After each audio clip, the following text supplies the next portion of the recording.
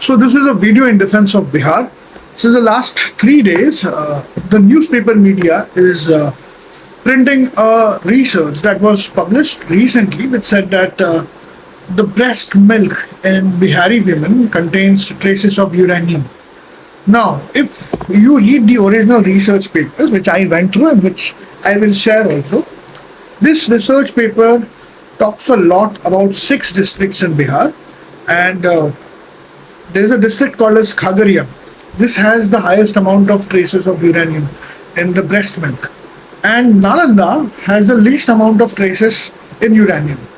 And somewhere I think, using this research, some sort of controversy and anti-government sentiments is, tried to be pushed. Now, when I went through the original research papers, some names came across, and then there is potential of this research being highly politicized.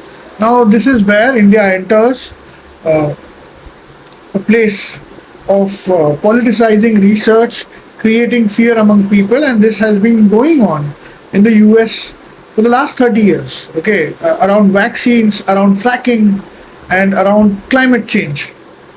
But to be very scientific, traces of uranium are allowed in drinking water, and it has to be inside 30 micrograms.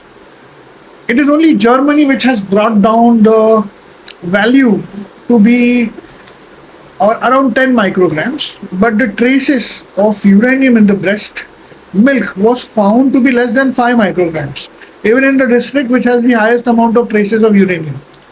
So this cannot have any lethal effects on the health of the children. Yes, but the research has to go on why the milk is in, the uranium is in the milk. But we are coming to terms with a lot of different things as we are going through a phase of ecological imbalance and climate change. We are finding a spoonful of microplastics in the brain during autopsies. We are finding microplastics in the blood vessels. We are finding microplastics in the heart. And so we are now finding uranium in the breast milk. Obviously, the government has to do more, but for now, this amount of uranium cannot be lethal.